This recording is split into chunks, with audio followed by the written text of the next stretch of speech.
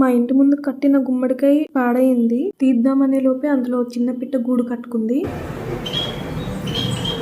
Next time చూసేసరికి దాని ఇంట్లోకి ఇంకో పిట్టను కూడా తీసుకొచ్చేసుకుంది. మా ఇంటి ముందు ఫస్ట్ టైం ఇలా పక్షులు గూడు కట్టుకున్నాయి కాబట్టి వీటికి క్యూటు చోటు అని క్యూట్ పేర్లు పెట్టేశాము. ఇలా సౌండ్ చేయంగానే బయటకు వచ్చి చూసేది.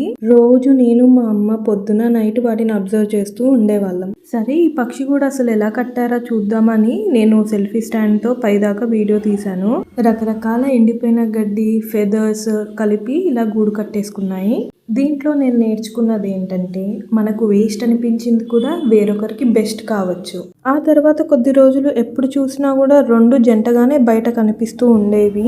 సరే అని మళ్ళీ దగ్గరగా వెళ్ళి చూస్తే 2 ఎగ్స్ పెట్టాయి. మాకైతే చాలా హ్యాపీగా అనిపించింది. ఈ 2 పక్షుల మధ్య ఉన్న కోఆర్డినేషన్ మనుషులలో కూడా ఉంటే చాలా బాగుంటుంది. ఒకటి బయట ఉంటే ఒకటి లోపల, లేకపోతే 2 బయట ఉండి తెగ గమనిస్తూ ఉండేవి వాటి ఎగ్స్ ని. దీంట్లో నేనేం నేర్చుకున్నానంటే మన ఫ్యామిలీని మనమే ప్రొటెక్ట్ చేసుకోవాలి. మేము కొన్ని రోజులు అలా ఎగ్స్ ని గమనించాము. ఆ తర్వాత ఒక రోజు